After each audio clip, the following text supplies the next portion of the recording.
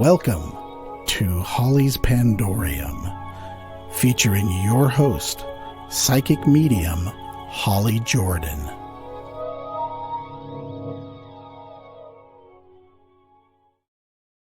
Hey everybody, we're back. This is Holly with Holly's Pandorium, and I have a new guest today, and I have to admit right now, I did not ask you how to pronounce your last name, Michael, so please say your last name for me because I don't want to slaughter it. So my last name is actually pronounced as it sounds, Kopf. Really? Okay, because it's Really? Kopf. I love that. Okay. So I have not heard Michael's stories, you guys, so get your popcorn, get your favorite whoopee, and get curled up because we're going to hear some new stuff together, and I cannot wait.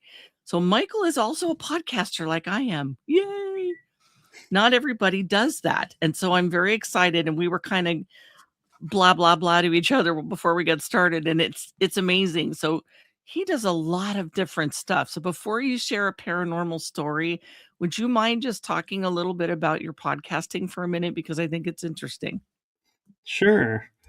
So the podcasting for me, I was just a few months into paranormal investigating, and this network host walks up to me at a location and says, "Hey, I have a network. Would you like to be a podcast host?" And I was like, "No, I don't think so because I don't know anybody and I'm like really green. Who's going to listen to me? I'm a nobody." And he's like, "You sure? Cuz there's something about you, you'd be great at this." And I was like, "Yeah, I'm going to pass cuz I don't think anyone's going to tune in. So I don't want to waste your network space." And he was like, "All right, I can respect that." And so a year or two goes by and I'm at a Para Unity event, and I'm one of the helping out the host, and I see him, and I was like, "Hey, how's it going?" And he goes, "Hey, do you have a second?" I was like, "Yeah." He goes, "I want you to say hi to someone." So I walk up to this phone sitting in front of a ring light, and I go, "Hi, how's it going?" And all of a sudden, this voice starts like talking to me, and I'm like, "This is kind of weird, but okay." And I'm about to answer something, and someone comes up and distracts me and pulls me away. And so I come back, and he's putting everything away. I said, "Oh, I guess I missed my 15 seconds of fame," teasing him. And he goes, "Oh no, you're in. If you want to show, we got space for you, and we really want you to do this." And I was like, "Oh," and he goes, "And by the way, who you were talking to is like another administrative person running the network. And so he's excited to bring you in too." And I was like, "Dude, like talk to me for like 3 seconds." I was like, "This is kind of cool how this is unfolding." And so I gave it a few seconds of thought, and I was like, "Well, can I do it with a friend?" And he's like, "You can do it any way you want." And so we started a podcast show. And then after 6 months, we rebranded it to The Energy That Surrounds Us. And it started out being just for paranormal teams and paranormal locations, investigations. And I started to realize the paranormal is more than that to me. The paranormal, I did an article and found the actual definition to be anything unexplainable that's aside from normal. And I was like, "Man, that just opened floodgates in my mind." And so I was like, "Let's take this show for a spin." And I started covering more topics like cryptids, stargates, portals, interdimensional beings, multiple timelines, all kinds of topics that are kind of in the forefront right now that people are curious about. And in 2023, I was like 6 months into the new show and everything. and my dad ends up passing away. And I thought to myself, he really likes the esoteric and disclosure type stuff. Maybe I could do a tribute to him and make a series and kind of dedicate the beginning of the series to my dad. And I was like, well, what am I going to call this? And it took me a little bit of time, but I ended up on the name Riding Through the Unknown, or Riding Into the Unknown, sorry. Riding Through the Unknown was already taken, and I was like, darn it. But yeah, you guys have no idea when it comes to podcasting how many places we have to search to see if titles are in existence already to make sure we don't copyright somebody else's title. Exactly. I actually my podcast name, Holly's Pandorium, I actually played with Latin lettering and words and made up the word Pandorium. I didn't find it. I just wanted to do like what you're describing and talk about all kinds of subjects because I agree 100%. The paranormal is kind of a cheap, broad brush of many things. And so Pandorium literally in Latin means a place of all gifts. And so, because to me, it is a gift. It's a gift to see and hear other things that are not part of our day-to-day lives. And for those of us that are investigating and researching and experiencing, it's very real. It is normal for us. I keep seeing a bumper sticker that says the paranormal is normal, and I gotta find it. I don't know where they are, but I gotta find one because for me, that is my normal. The paranormal is not adjacent to normal things. It is my normal. It's been that way my whole life. And I I love that agree. you did something to honor your dad like that. It makes me feel like I should do at least a few shows to dedicate to my mom because she's the only reason I felt comfortable with the paranormal because she would talk to me about stuff. She always said, "Don't talk about this in public because people will think you're crazy. But in the kitchen, ask me anything you want." So, yeah. Oh, you should do a couple episodes called Kitchen Talk. Right. Oh, yeah. That's a good idea. That's a good idea. I love that. And we talked a little bit about that you do or have done channeling. So, can you tell us about the first time you did that, or do you want to start with your first paranormal big experience that you had? I can cover the channeling really quick because it was a short period in my life, but the story leading up to it is actually longer than probably my channeling experience. Okay, let's hear it. So I grew up being around mediums, and my mom was a medium, and so everybody would come and they would enjoy hearing from my mom, connecting with their loved ones. And they would look at me and go, "So when is it your turn?" And I said, "I don't know."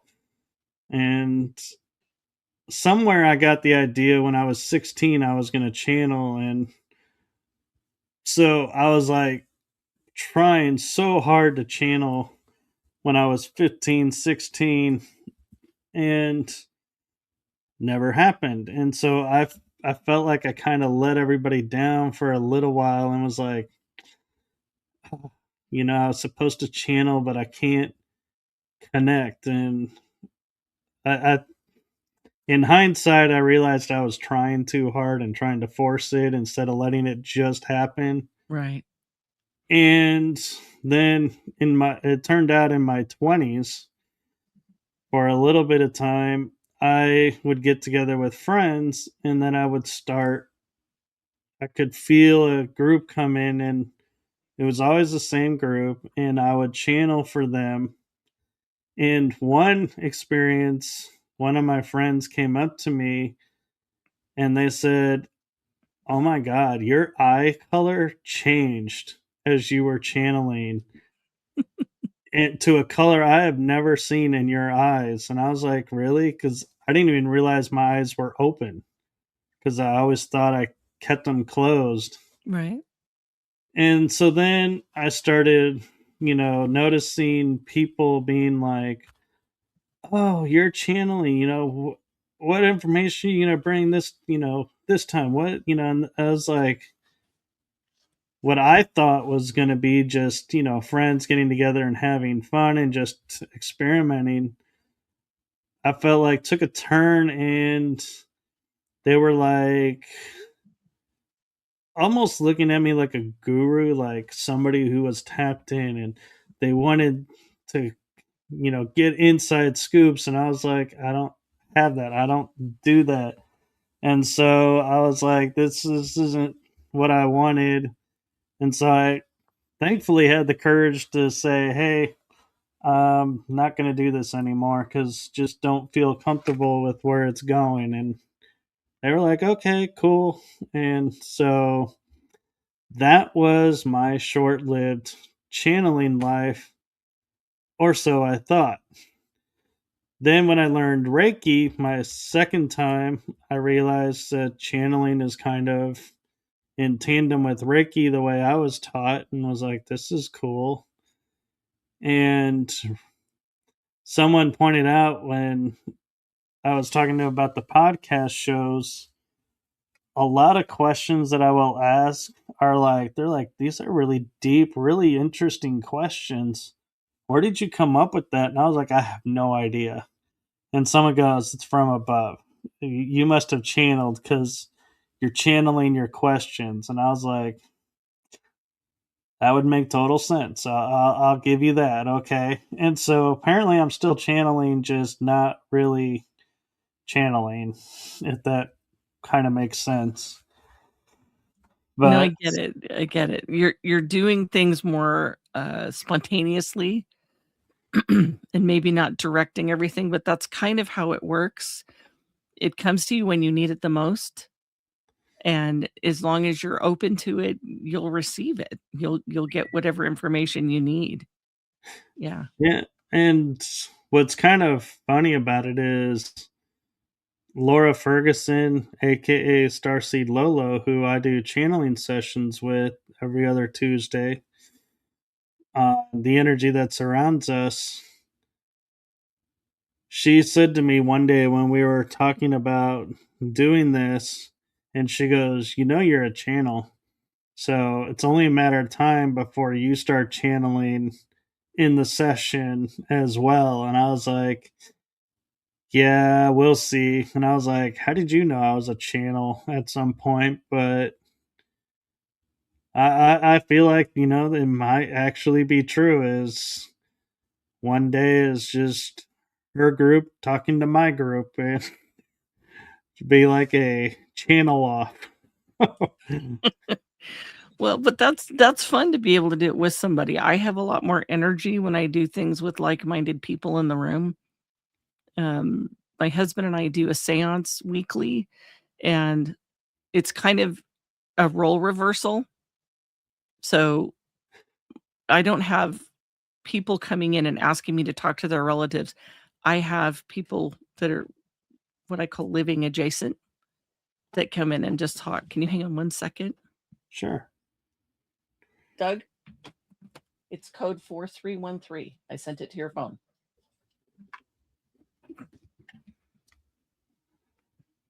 Sorry about that.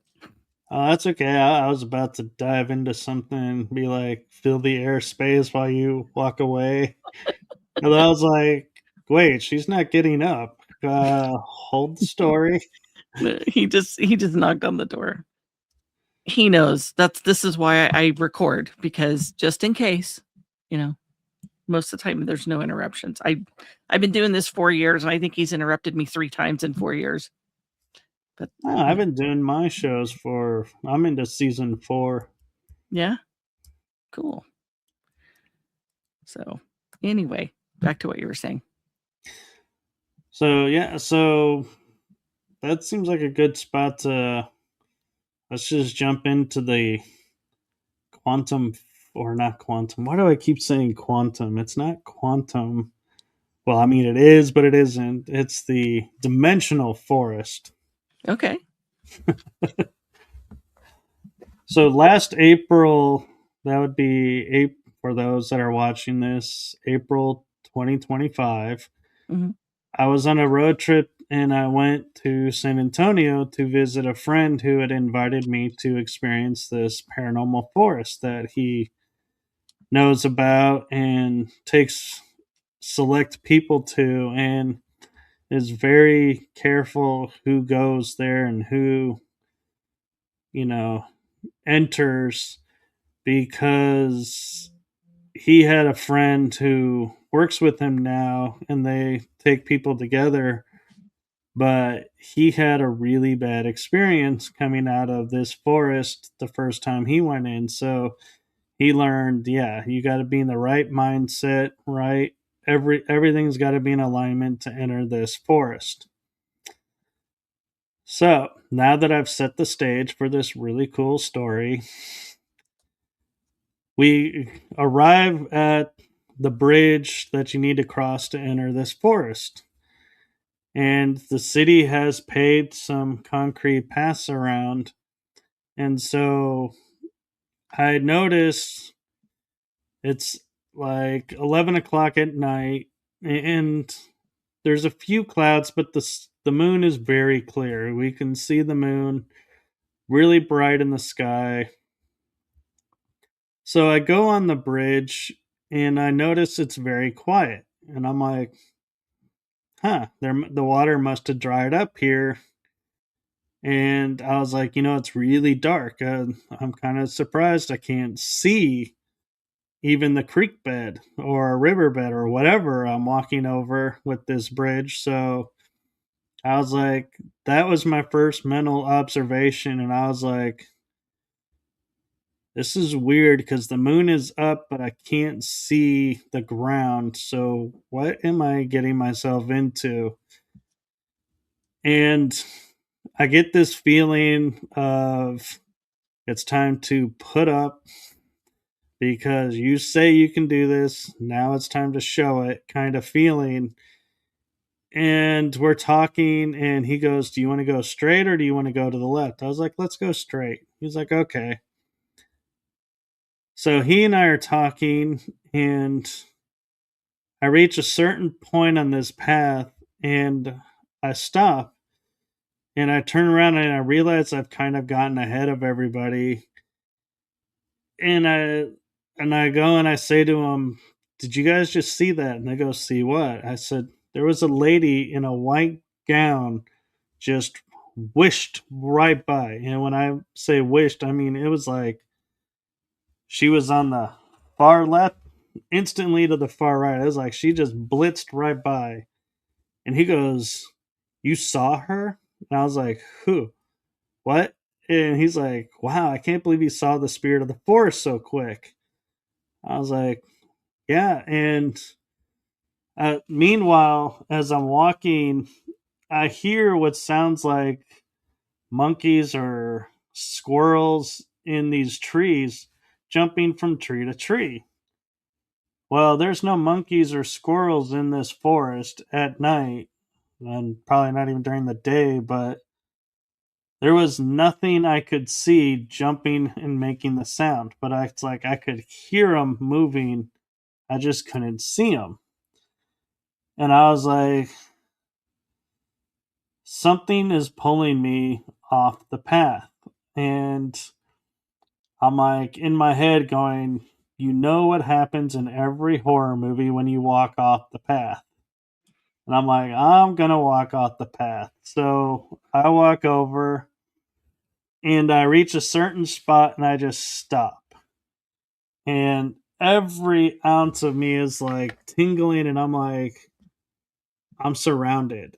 There, creatures are all around me. Something just led me into a perfect trap. What in the world? And then my friend, his cohort, appears behind me and goes, hey, what'd you find? What's going on? And I literally turn to him and I say, don't move. We're completely surrounded. And he's like, by what? I'm like, that's what I'm trying to figure out. But I can feel and sense something is there, and there are multiples.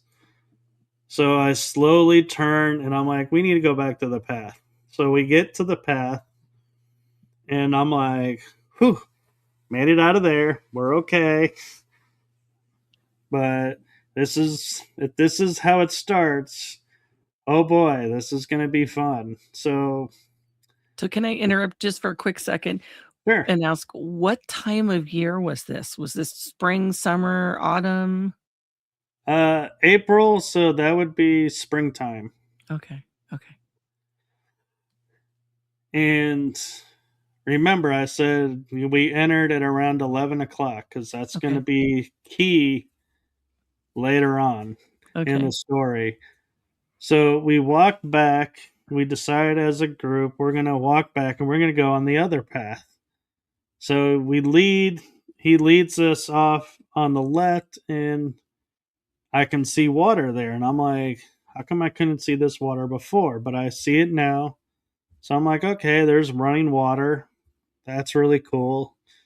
And he goes, yeah, this this is a weird spot because I end up here a lot when I'm trying to go the other way, and it's somehow I end up here. And I'm like, oh, that's interesting. So we turn and we start walking back, and I see this black shadow figure start to run across this field. And I go, there's somebody out there. And he goes, where? And I go, it just turned into this trash can. And he goes, oh, you're seeing the shapeshifters. I'm like, I'm seeing what? Mm. And I'm like, yeah, I guess so. Okay. And literally, we would walk up and we'd get close, and I would be like, yeah, there's a trash can on both sides of this little entrance arc. And I was like, okay. So I did see that. And we walk up the path, and I see a few more shapeshifters running around. And my friend looks at me and he goes, do you want to see the throne of the forest? This chair that's like a throne. And I was like, yeah. I'm like, I want to see a throne in a forest. Who puts a throne chair in a Right. forest? Exactly. So we start walking in, and we probably walked maybe 3 to 5 minutes into the forest off the path, and he sits down on this little like lump of trees that the roots and branches formed like a chair. And I was like, that's a really cool chair, actually. That's cool that you can sit there and do this. And he goes, do you notice anything? And I said, yeah, there's a mist coming in, but I don't know where this mist is coming from because it's hot and humid. There's no clouds or anything around. So I'm not quite so sure where this is coming from. And he goes, just wait. And so I said, all right. And they show me this app that they've been working on that's AI driven. And they're asking it questions. And I'm just taking in the surroundings. And he looks at me with this straight face and he goes, now, do you think you could lead us out? And I'm like, well, of course, anybody could lead us out. We didn't go that far in. Well, I start walking away from him and I stop and I go, something's not right. He goes, what do you mean? I said, I'm walking back towards the chair, but I never turned around. How am I walking in 180 from where I started? And he goes, huh, yeah. So I turn and adjust my course and I start walking, and I would stop and occasionally make adjustments and walk, and we end up, I go, oh, there's the exit. We walk out of the forest, the exact spot we walked in. And he goes, I had to admit, I'm surprised and shocked that we came out here. We always come out further up the way. I'm impressed that you figured out where the actual entrance was. And I was like, thanks. And so now I'm like all like chipper, like, yeah, I got this, Forrest. Yeah, you can't mess with me kind of feeling. Well, we start walking and he points out to the left and he goes, look at that path. And I said, yeah, it's got this nice little like blue auric mystical look to it. And he goes, you want to see something really cool? And I said, yeah. He shines a light on it. There's branches all across it. There is no path. You turn the light off, the branches disappear. Wow. And I go, wait a minute. I'm no expert, but trees and branches don't just disappear. And he goes, you can walk through it. I was like, no, you can't. I was like, I know you can't walk through wood. I'm in the metaphysics, but I know my limitations. Right. Sure. So he goes, "Well, go ahead. We'll stay here." And so I start to walk, and I go off to the right a little bit, and he goes, "Hey, turn around." And I said, "What?" He puts the light on the path that I walked in. I was on the other side of all the branches. I never stepped on and never got brushed by a branch. I was like, this is impossible. And so then I was like, I start and I stay there for a second. I'm looking out and I see what looks like a kind of teepee esque house, kind of hut, where there's a family living there. And it's like they all had the same blue auric field. And I'm like, I'm seeing another dimension. Mm-hmm. Well, I decide in my infinite wisdom, I want to go down and see if I can touch the house and, maybe interact with these people. Well, there's this little bush of thorns, and I get caught up in this bush, and my leg gets scratched, and it takes like a few days for that to actually heal up, which for me normally it heals up in a matter of minutes. Mm-hmm. And so I was like, this forest has left a mark on me. I'm going to remember this event.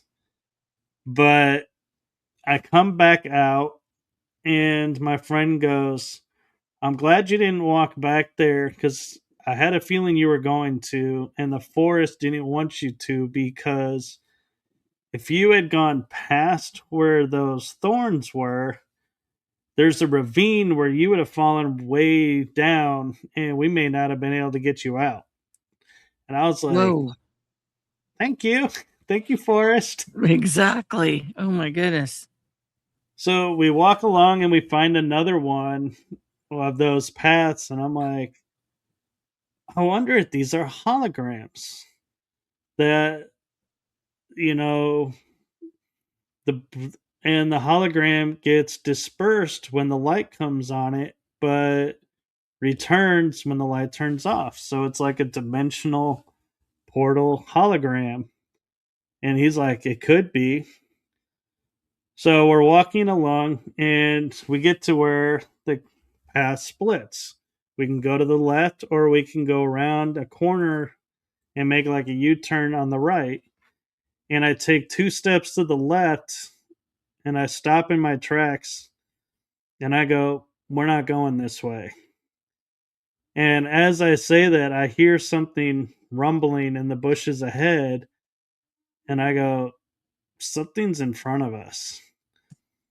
And my friend just kind of smiles and he goes, well, if you go to your left and go down to where it's dark, you're going to find yourself in a nest of Wendigos. And I was like, yeah, we're really not going that way now. We're definitely going this way. And I start to realize that's who I've been hearing this entire time is the Wendigos watching to see what I'm going to do in this forest. And we start walking forward and I go to him and I said, there's a entrance to probably an underground tunnel or something. He goes, really? And he shines his light on it. There's no branches. It's just solid ground, but you turn it off and it looks like it just drops. The ground just disappears and drops like it's going down. And I'm like, oh, this is getting interesting. So we make it around the corner and we start walking along this path. And I stop and I look up, and my friend goes, by the way, this part of the forest we call the mirror world of it. It's the mirror part of it. And I was like, I totally get it. I said, because look up. And he goes, why? I said, no, look up. So we look up. We have the moon here. Over here, Orion with his belt.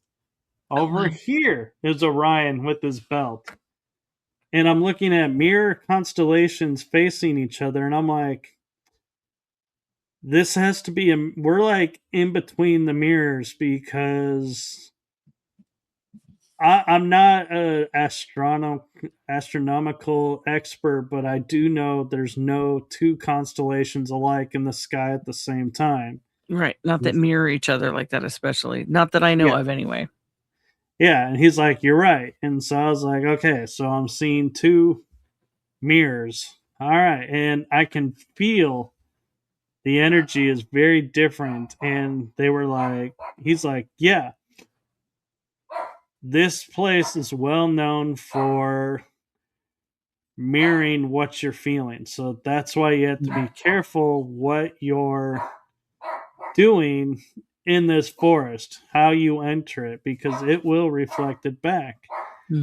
And so I was like, okay, this will be interesting. And so we walk and we find this native indigenous hut remains, and then we start walking back, and we get around the corner and we start walking back past the path to the right now that leads to the Wendigos. We walk past it and we start going back, and he's telling me about how he brought a lady and her husband or friend. I forget if they were husband or just friends. But he walked ahead and disappeared. They like totally couldn't find him. And when he came back, it's like he was 6 feet tall and started to shrink the closer he got. And so I was like, well, that's a really cool effect. And seeing what I've seen so far, yeah, I could kind of see how that could happen. Well, then the next thing is we start walking and there's a bend in the concrete, except the bend disappeared. The concrete physically went like this, where it's bent, and literally right in front of our face straightened out. So we walked this straight line out, and I look at my friend and I was like, you saw that, right? He goes, yeah, I saw it.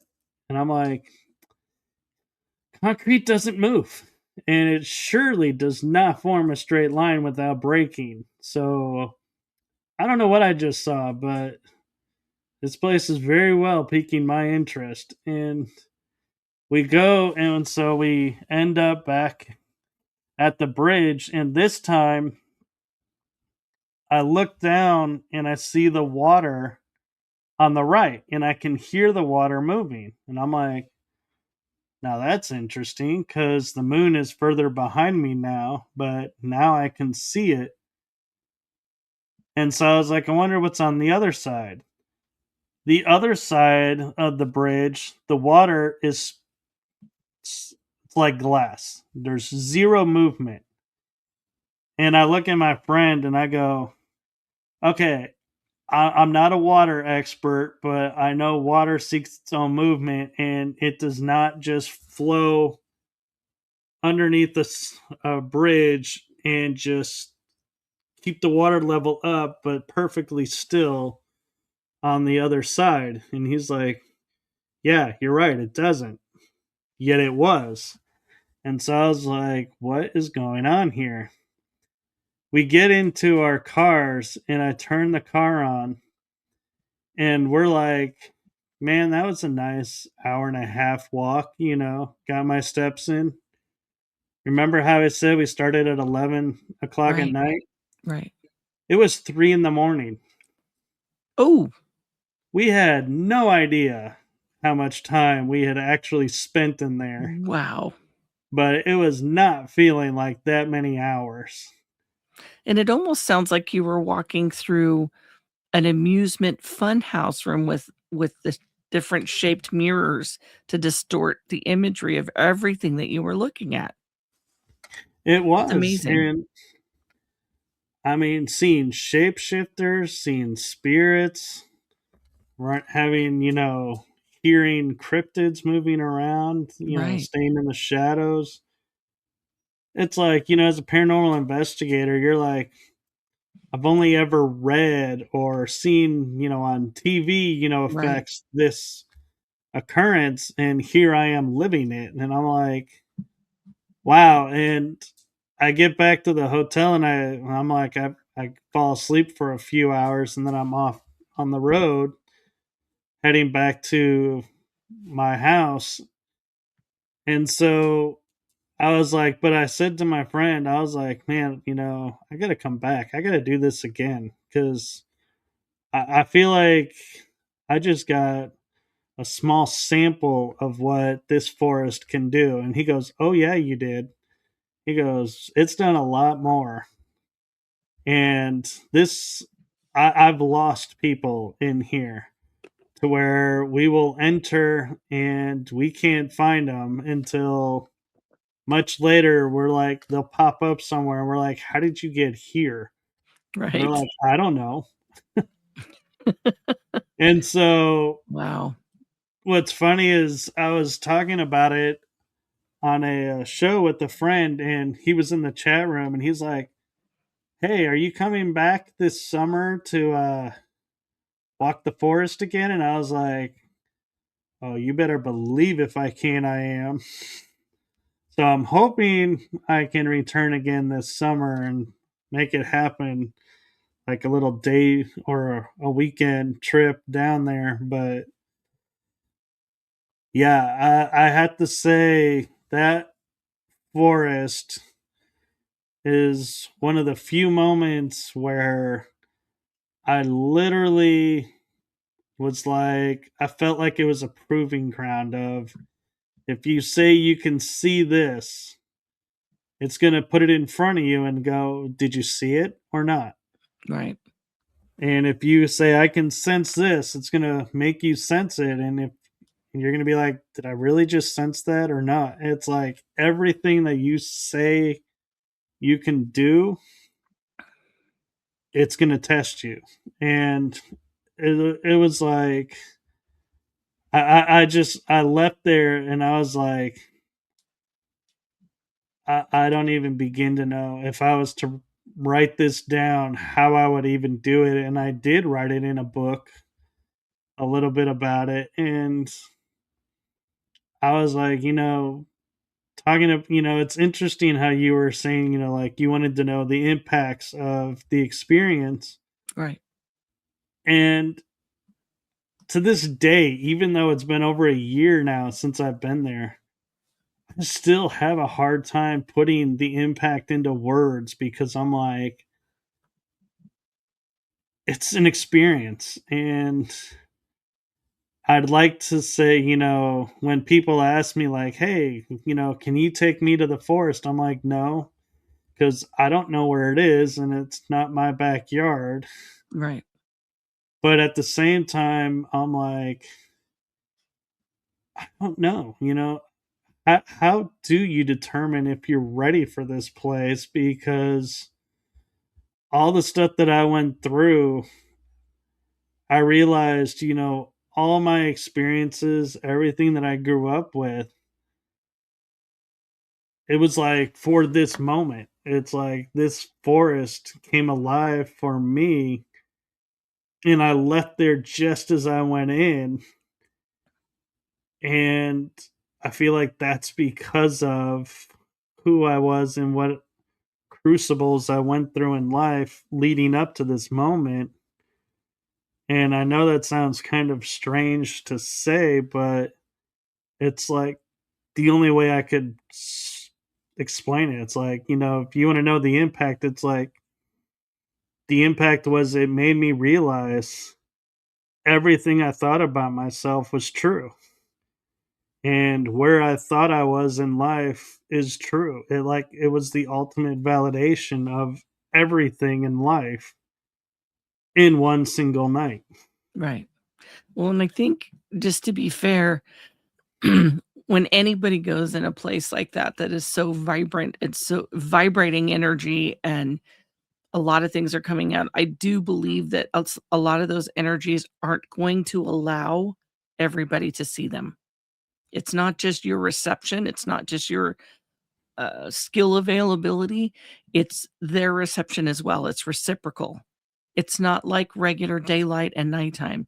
It's not like regular interactions. It's on a whole nother level. And so the fact that you were able to be there and safely go in and out without being harmed, and be able to not just see but hear things as well, tells me that you were well received there. There's others that might go there and see some things, but they may not see as much as you did because they were not well received. So Right. it's not just a skill level. Part of it is permission and acknowledgement that you're able to be there and allowed to be there. And I think you're right. I think whatever experiences that you went through to get you to that point had a lot to do with it. Because that was going to be one of my next questions for you: is tell us what it was like to grow up in a family of people that did channeling and these types of things. What was that like? Did your friends know about it? Did you talk about it at school or just at home, or how did that work for you? No, I kept it a secret from kids growing up because I was already getting bullied growing up. And the main reason I was getting bullied is my mom had sat me down and said, fighting doesn't solve anything. So if somebody pushes you around, don't fight back. And another part of me was like, I need to not fight back because I could hurt someone. And I don't want that on my conscience. So I would just let people push me around and, just make a mockery of me. And I was like, yeah. And if I added, yeah, my mom's a medium to it, it would be like a whole nother level. So I was like, nope, I'm not going there. I'm not sharing that with anybody.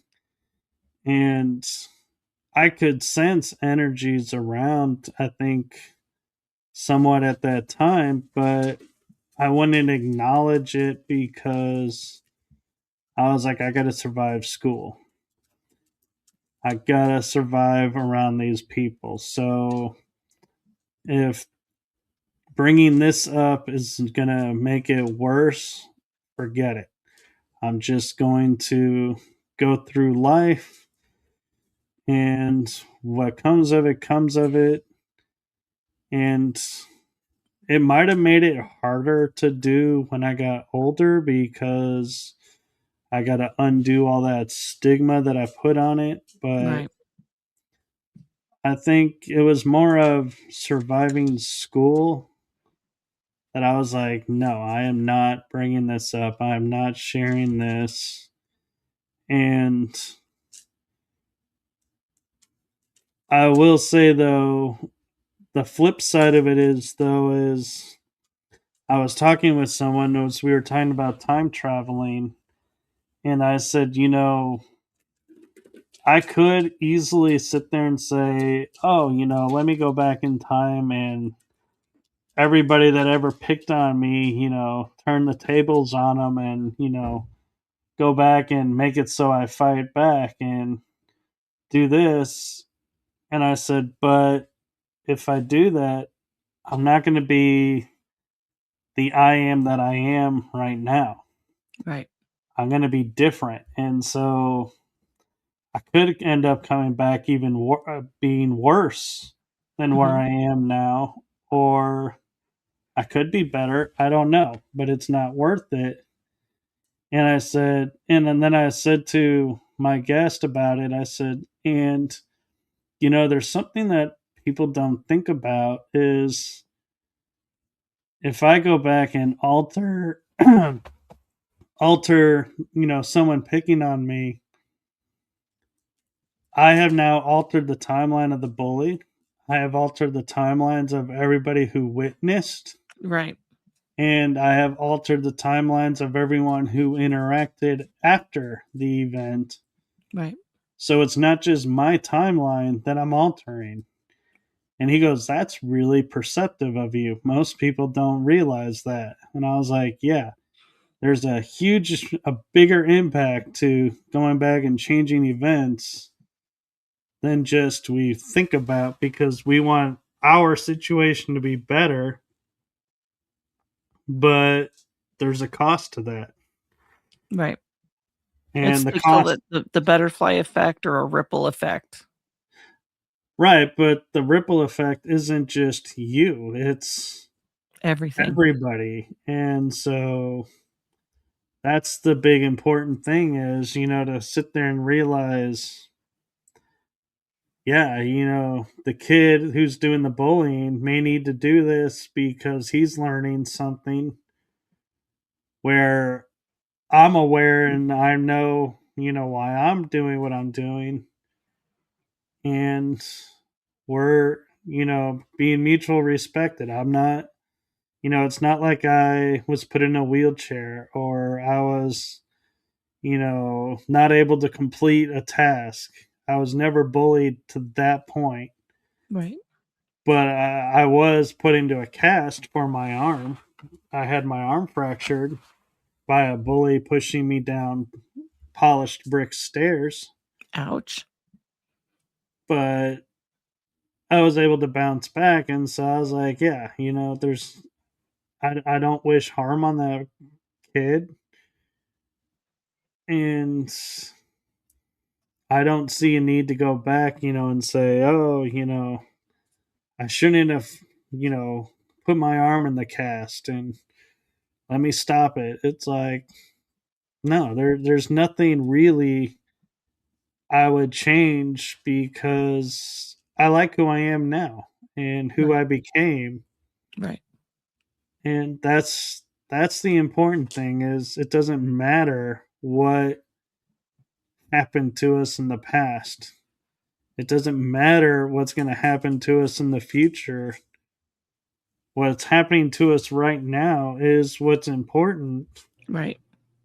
Very true. And when you realize, I came to realize in like watching what triggered this memory and thought was watching Star Trek Insurrection, Mhm.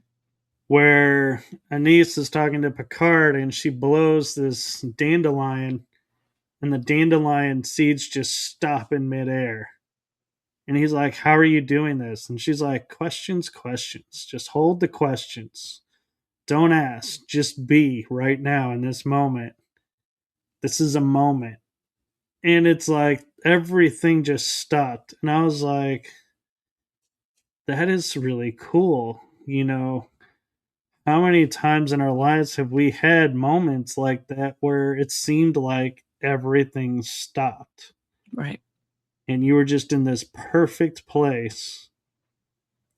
And if we've been there once, we can go back and we can go and do it again.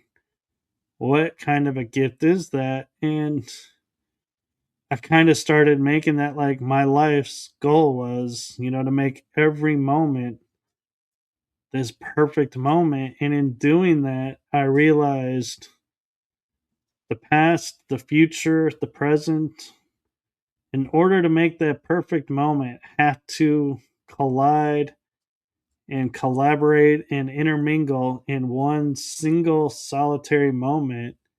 And when it does, it is like magic. It is a really cool feeling.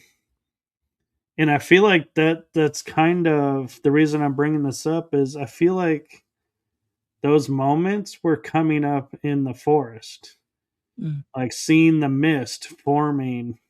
It's Right. like I could see the veil starting to appear I was in the moment. It's like everything else around me didn't matter. Right. It What? all accumulated to one thing. Can you elaborate a little bit more, Michael, about what it was like for you to have a mom that was a medium, and did you see her do things for people, or what did you experience as an observer and as a child watching your mom?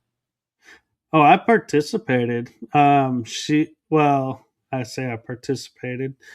I participated some. Let's put it that way. She would get up at like 5 a.m. with my dad, and they would practice at it and do their daily communes and rituals, and then we would get up later. But I knew from her that this was something really special that we can do, and that I could, and I was like, I felt like watching her, I was learning and I was gaining awareness, and I was like learning how to tap into things. And there were moments in my life where, if I think about it now, and I'm literally thinking about this right now, I might have been channeling as a kid because we had a game, Trivial Pursuit, Mhm. biblical version, and I had never read the Bible. I wasn't really into religion, but my mom would like one question she said to me, and she's like, "How many hairs are there on the head?" And I paused for like a second, and I looked at her and I spit a number out, and her jaw drops, and everybody's looking, and they're like, "What?" I mean, mind you, I'm in elementary school, so How would we you know hadn't that? Right. covered, how many hairs are on a head. Right. I got the number exactly right. That's awesome. And she's like, how did you do that?" And I said, "I don't know. It just came to me." And so I'm starting now, I'm getting kind of chills thinking, was that spirit coming to me Right. and saying, "Here's your answer." And I'm getting channeled information and answering these questions. And we had a joke when I was growing up that I loved to share with people, and my mom and dad loved sharing it too. Is I was floating around deciding if this was the right family for me or not, because I could share conversations that they had before I was born. I had knowledge of these conversations. Yep. And they're like, "You couldn't know this." And I was like, "I know I couldn't, but I do." And that slowly kind of phased off. But yeah, I have to think I was, now that I think about it, I was probably channeling as a kid, waiting, and just waiting for the right time and realizing, yeah, this isn't the right time. Then when it was the right time, boom, it happened. But I would participate with energy circles where she would talk for family, friends, and bring their loved ones and everything. And we even would teach people how to read energy. And because I could always make my energy really big or almost like it disappeared from the face of the earth, I was always put on the other side of this black plastic we would put up so no light could bleed through, so you couldn't see where I was. Right. And I would project energy, say, through an archway next to a fireplace, but I'm standing in the dining room. People would put post-it notes on the archway to the dining room, one maybe in the archway in between, and a lot over in the on the dining room plastic. And my parents would say, "Come on through." So I would, without taking the plastic down, and they'd say who was right, and I would say, "So the people who got this, they were picking up my projection." The people who got here, that's where I really was. This one, you must have caught me in transit because I never was standing here or projecting here. But it was amazing that people could pick up the energy. Hmm. And so I was exposed to the, energy and using energy and having it flow freely and learning how to control it. And by controlling it, I mean utilizing it to the benefit and not overwhelming and being like, yeah, you just put a post-it note up on anywhere and you're like, yeah, you got me. I was like, no, I could make it, fine tune it. And so that was a gift in itself. And That would have been fun. That sounds like a really fun thing to do. well, and it gets even better. Oh, We yeah, do how's that? I called it, and my mom and dad hated that I called it this, I think, but we all kind of laughed about it. Is there's a red light experiment where you get a red party bulb and a lamp, you shine it on a chair in pitch black, and someone sits in there perfectly still, and you can start to see the body morph and start to move and change into different people. And I called it the red light district of the metaphysics. And they were like, that's not funny, but everybody was laughing. And so I was I like, love yeah. it. That's awesome. But the idea was so, like, if I was sitting in the chair, I'm being perfectly still. I'm allowing every past life of me, every spirit that's in me to manifest and show itself through this red light. And Mhm. I even caught on film because I filmed it a couple of times, a couple of friends doing it. And I told my parents, I'd never show the footage out of respect to the person. But Right, he would be sitting there like, this is the armrest, right. his arms are there. You would see all of a suddenly an arm going like this and cross. Oh, And wow. it's like you could physically see it in Yeah, the camera. sure. And even in playback, you could see it. And I was like, his arms moved, but they never moved. And it was like the most fun. And so it's like I learned to have fun with energy through them. And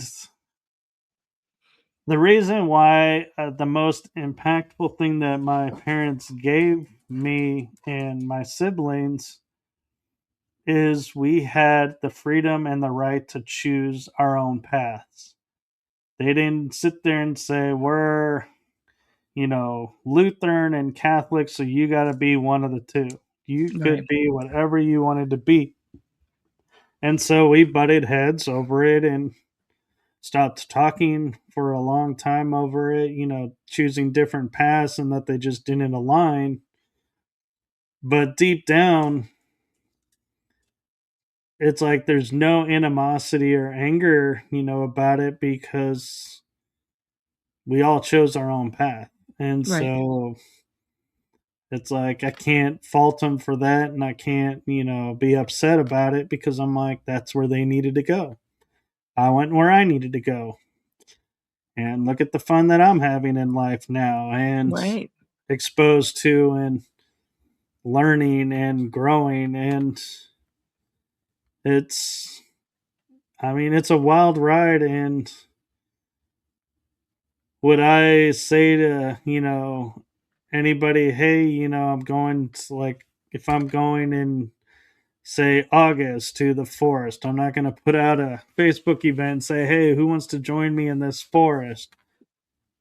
I respect the energy too much. And I'm right, like, yeah, so if I reach out to you and say, hey, I'm doing this, it's because I know inside you can handle it.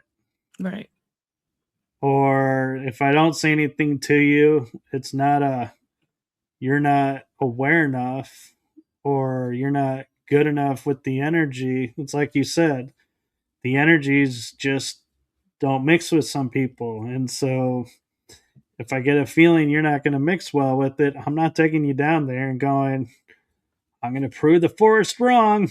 You're going to be okay because If you come out and you're not okay, that's on me, not on the Right. forest, and Right. I don't want to be responsible for that. Right. So what do you these days, so you've had a lot of experiences, you've done a lot of different things. You've done the metaphysical side of things, you've done the Reiki side of things, you've done investigations and podcasting, all different subjects. But what are you most curious about these days? What are you kind of really clinging to about, I wanna know more about this thing or that thing? I would say right now I'm enjoying and I'm going to small towns. Like I on a Friday went to two small towns and just kind of hung out, talked to people, experienced a few things, and wasn't necessarily for investigation, but there are some places I would love to investigate there that I kind of could pick up on, but I know they're not into it, so I respect it, and it's about keeping the history alive and supporting the towns and the areas around you that are trying to keep their history and keep their identity and not get swallowed up in the world as a whole Right, and lose themselves to and become ghost towns because nobody wants to be there. It's like there are cool aspects to being in a small town. Not just right, like there's cool aspects to being in a large town or a right. city. So of all But the things that you've done, can you tell me what you're most proud of? I think what I'm most proud of that I've done is so I'll put it into different facets because there are different facets of my life where accomplishments are somewhat different. And so I would say, in the metaphysical sense, I'm most proud that I became who I am against everything that I experienced in life and got to see my dad change from being who he was when I was in elementary school and middle school to the man he became when he passed away. And so that was a huge gift and tremendous gift that I'm most proud of because it showed me, yeah, I can change things by myself too. Because if he could do it, why can't I? And on the paranormal scale, I would say I'm most proud of the fact that when I investigate, even if I don't fully believe or understand what people are experiencing, I treat them with reverence and respect and going with the mindset in my mind of I wasn't there, so I can't testify what did or did not happen. So until someone shows me something opposite, I take you at face value and believe what you tell me that you Right, experienced. And with that, I do use discernment of trusting my energy to, if it feels right, then I'm like, okay, I'm all for it. And if it feels off, I'll just kind of nod and be like, yeah, that's really cool that you had that happen. And I won't pursue and, investigate it any further because I'm like, something feels off. Maybe it was something not paranormal and that, it was misidentified and, there's nothing really to look into. Where if someone tells me something that I can't explain, it kind of drives me to want to investigate it further and find the answer. And if I can't find the answer, then I'm like, hey, at least somebody can pick up from where I left off, and maybe they'll find the answer by taking what I did a little bit further, where I didn't want to take it further. And in podcasting, I will say for both shows, I am really proud of the fact that I create a safe space to where anyone can come on and share their experiences and their stories free of judgment and free of an agenda by the host. And I just create a space and I'm like, as long as we're on the air, I will defend your right to be on the air. And I've gained a lot of friendships out of it too. And so I'm really happy about that. And I would say overall in life, the accomplishment that I'm most proud of, I've been able to make friends and keep friends and share with people who I authentically am and not feel like I have to change myself to fit this person's viewpoint or that person's viewpoint, and that I've come through all these crucibles like I was talking about earlier and became who I am now, and I'm keep changing and keep growing, but I keep changing and growing for myself, not for others. And that's like a mark that I feel like I'm leaving on the planet. And the hope, is people will see that and be like, hey, I'm not liking where I am, but hey, look at what he did. He kind of overcame a lot too. Well, why can't I? Or maybe inspire people just by being me to, you know, do something that they think they can't do. And Right. that's a really cool gift to leave. And it's nothing that it's like I never set myself up to do that, Right. but I hear people saying it and I'm like, and I'm hearing, people watching the shows and are saying, hey, you've made an impact in this person's life. And I'm like, I don't even know that person. And wow, how cool is that Right. I did that without trying or without meaning to. Right. For the people that are just listening to this, would you mind spelling out the contact information for you for people that want to watch your podcast or that want to send you a message, perhaps? Sure. So if you want to send a message, I do check comments on YouTube. I have channels for my shows and a main channel for myself. So there's 4 channels. So boy, you got me on the spot. I gotta look to see what I call Okay. the channels. I do happen to have it up. And so for if you want to watch the energy that surrounds us, it's www.youtube.com/at TETSU, all in uppercase, podcasts and podcast show. And that is my show, The Energy That Surrounds Us. Now, if you want to watch Writing Through the Unknown, it's youtube.com/at TETSU, Writing Through the Unknown with the R, T, and U capitalized.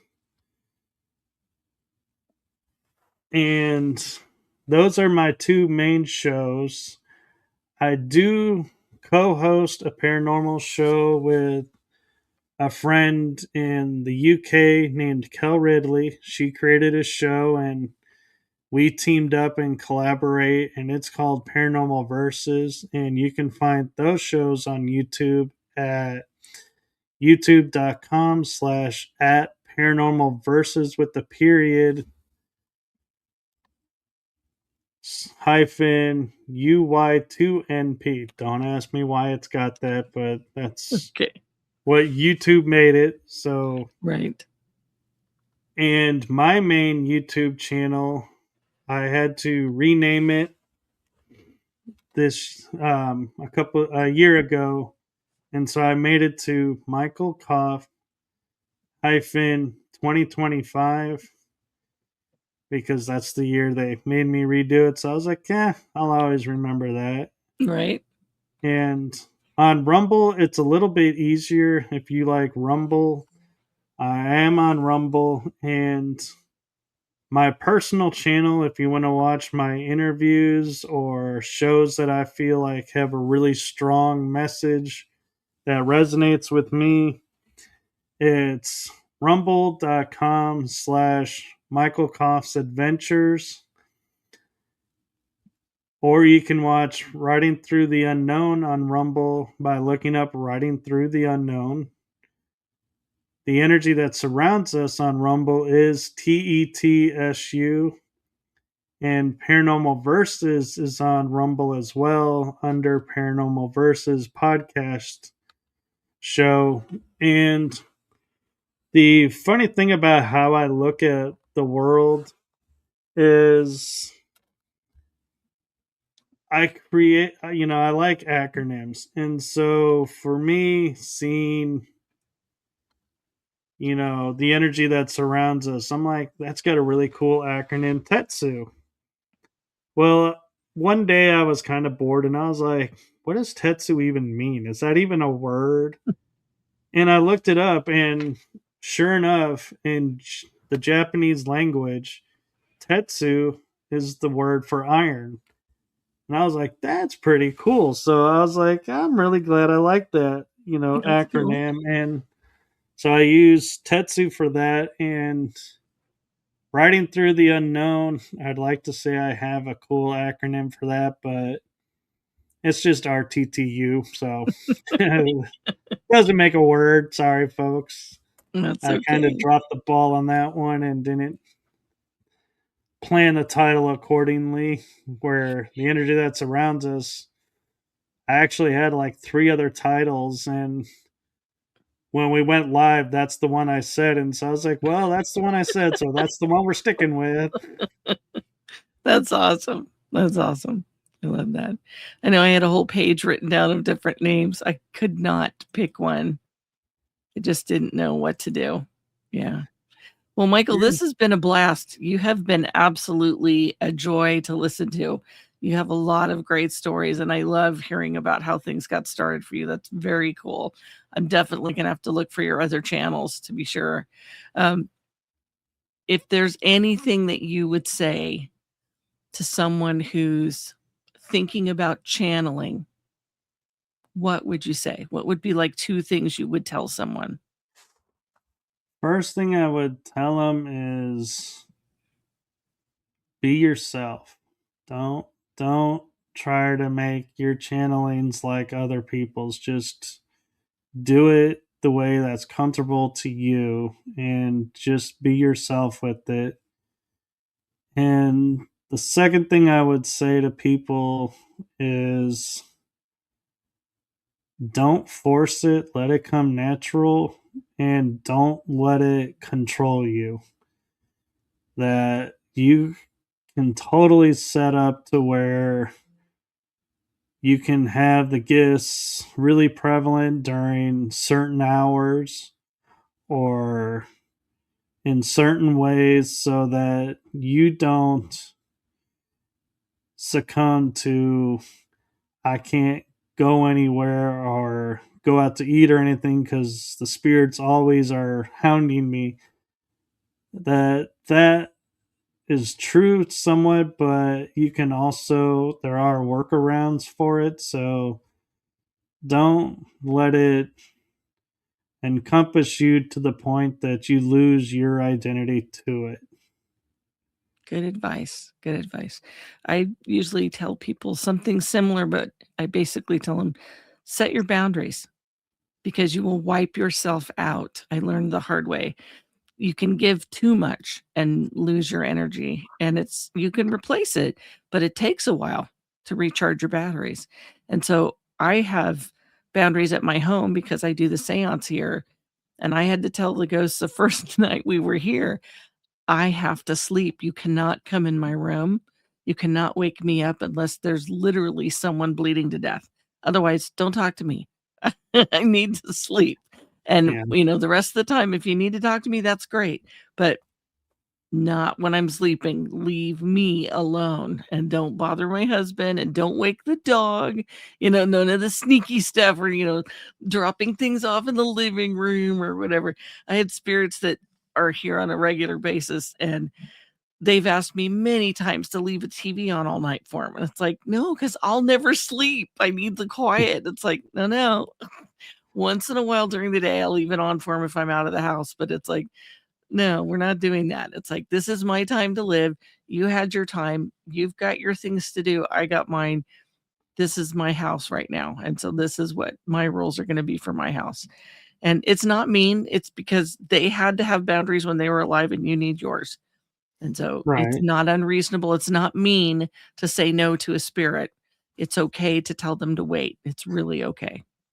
Yeah, and to piggyback on one thing you said is you said, you have to recharge your energy because it's draining. I found it's actually better when you just use yourself as a conduit and don't use your energy, use the universe's energy Yep. because then you don't get drained and you don't end up feeling like at the end of it you're just as refreshed. And one thing that popped in my head just now that is kind of a funny thing to say is you were a choice to remember and not remember what's said in a session. So make your intention known and stand behind it. So if you say, my intention is not to remember, and people start asking you questions and you answer them and say, oh, this is this, the universe is not going to end it and you're going to constantly remember everything. But if you were to say to people, you missed your opportunity because I don't know what they said, even if you do, by saying I don't know, it signifies to them and to the universe, yeah, you don't want the memory. You don't want to know what was talked about because that's a lot of information to It is. sit through, and then you have to figure out what is yours and what is theirs. Yeah. For me, I view myself as a toolbox and or a tool in the toolbox of life. And so when I'm being a wrench or a hammer or whatever it is that I'm being for someone else, um, I do filter the energy from the universe because it's not me. It's not my information. It's something for someone else. And I trust the universal consciousness to know what they need to hear or see. And I don't expect myself to remember. I have had people contact me later and say, "Remember when you did that reading for me?" And it's like, you're going to have to give me some clues and then I can go back there. But I don't keep that in the forefront of my brain because it's too much. You're right. It's way too much. I started counting my readings just online a couple of years ago, and when I hit 300, I thought, "This is nuts. I don't need to know how many." I just wrote down names and dates because I had repeats, and I thought that was amazing because 'cause I'd never really paid that much attention to it, but that always warmed my heart because I had people that would contact me once a year or once every 2 years or whatever, and I loved catching up and hearing how things went and what developed, and there's nothing more amazing than having another human being say, "You were spot on. Everything you said happened. Everything you told me about this or that or the other, I understood. It meant something to me and I felt it." And it's like, that's something incredible when you can make those connections with people. It's really a blessing. Definitely. Yes, definitely. So what's your next podcast gonna be? What day does it come out, or what days do you launch your new shows? So this week is an unusual week. I have one show tonight at 9 o'clock live with Medium Red, and tomorrow at 3 o'clock on Riding Through the Unknown, I have Kate Rose on, and then at 9 o'clock I go back to the energy that surrounds us for Reagan Foster to share his stories. And Wednesday, I have an unusual day of at 4 o'clock, 3 guests on Riding Through the Unknown: Alex Collier, Tony Rodriguez, and Brad Olson, all at the same time. And Nice. then at 6 o'clock, I have Anchor Haven returning. She's in the UK. So I'm doing it a little bit early so she can try and get some sleep. And then Thursday at 10 a.m., I have Riding Through the Unknown with Marvel Bliss, and she's going to share her story and experiences. And then at 7 p.m., I have 1 hour of mediumship readings with Tammy, in which the chat room is up for grabs who gets a reading and who doesn't. The only thing we ask is if you start the show, stay with us for the hour, because just because you don't have someone in the beginning doesn't mean you can't have someone in the middle or the end. Mhm. Or you can have someone come in during a reading, and That's sometimes they right. get mixed, and we have two tangents going at the same time. And so we do our best to funnel through and muddle our way through and get everybody that we can, but we do our best to stay to the hour too. And it is a once a month thing, and so you have to follow along on Riding Through the Unknown. You have to subscribe and follow, because like the reading, that's a random once in a month. We don't have a set day. Gotcha. So you just gotta, it's gonna be a Thursday. We just don't know which Thursday. And it's always at 7 o'clock. So you just gotta follow along to see the alert for it. And follow along on the energy that surrounds us and Riding Through the Unknown, because I randomly will have episodes on like a Monday, Thursday, or a Friday, but they're only on Tuesdays and Wednesdays. But depending on the guest, I sometimes have to branch out and go to other days, and so I Sure. accommodate. And so that's why you got to like and subscribe and follow along, because you never know when I'm actually going to pop on to do an episode and what time, Gotcha. because it's this month, it's pretty much I'm at the whims of the guest. I get that. I get that. Well, I really appreciate your time, Michael, and thank you so much for coming on today and sharing all this amazing information. It's really been a blast. And I just Yes. want to tell everybody, my good friend Jay always likes to remind me, please make sure that you hit like. It really makes a difference. I know it takes 2 seconds. Just put your thumb over there, use your clicker on your TV, just hit like and share so other people can find this content, because the paranormal is normal for most of us. And if you've never experienced the paranormal, I bet you will someday, or you'll come across something and you'll go, that was a little different. Maybe that was paranormal. This is how we find out, by talking and listening. So thank you so much for joining us. Thanks for listening and staying with us. This is Holly from Holly's Pandorium, and Michael saying thanks for stopping in, and we'll hope to see you again soon. Yes, I'll be happy to come on anytime. And That'd be great. as I like to say on my shows, in full transparency, I gotta say, yay to this finally happening because we had 2 other attempts at it and we Yep. finally got it. I know. It was So awesome. yay! So thanks for your patience too. That's awesome. Well, thanks again, everybody. We'll see you soon. Thank you.